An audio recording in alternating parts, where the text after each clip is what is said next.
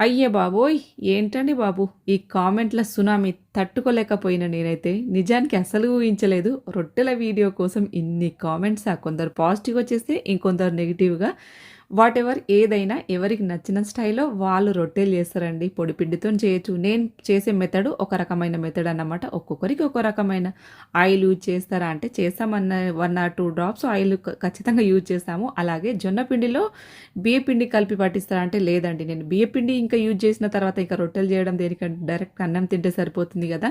ఒక్కొక్కరికి ఒక్కొక్క డౌటు. ఒకటా? రెండా? ఎన్ని డౌట్‌లకని ఆన్సర్ ఇవ్వగలుగుతాను చెప్పండి. 1 మినిట్ వీడియోలో నేను ఏ మాత్రం ఎక్స్‌ప్లెయిన్ చేయగలుగుతా చెప్పండి. అందుకని నా యూట్యూబ్ ఛానల్‌ని ఫాలో అవ్వండి. రజిత గృహిణి 3999 వ్లాగ్స్ సేమ్ యాజ్ ఇట్ ఈస్‌గా. సో, ఛానల్‌లో ఫాలో అయితే ఇంకొంచెం డీటెయిల్‌గా ఎక్స్‌ప్లెయిన్ చేయగలుగుతాను. మీ క్వెషన్‌లు, డౌట్‌లు ఒక్కొక్కటి కాదండి. బోలెడన్ని క్వెషన్‌లు కొంతవరకు రిప్లై ఇయ్యగలుగుతాను. ఒకరిని మించిన ఒకరు కామెంట్స్ పెడతా ఉన్నారు.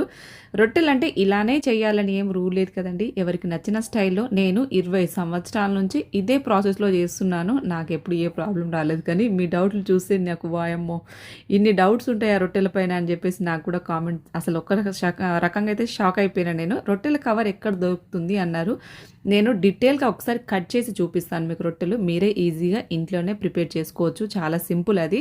అది కాకపోతే భక్షాలు ప్రిపేర్ చేసే పేపర్స్ ఉంటాయి చూసారా? దానిపైన కూడా రొట్టెలు చేసుకోవచ్చు మనకు నచ్చినట్టుగా.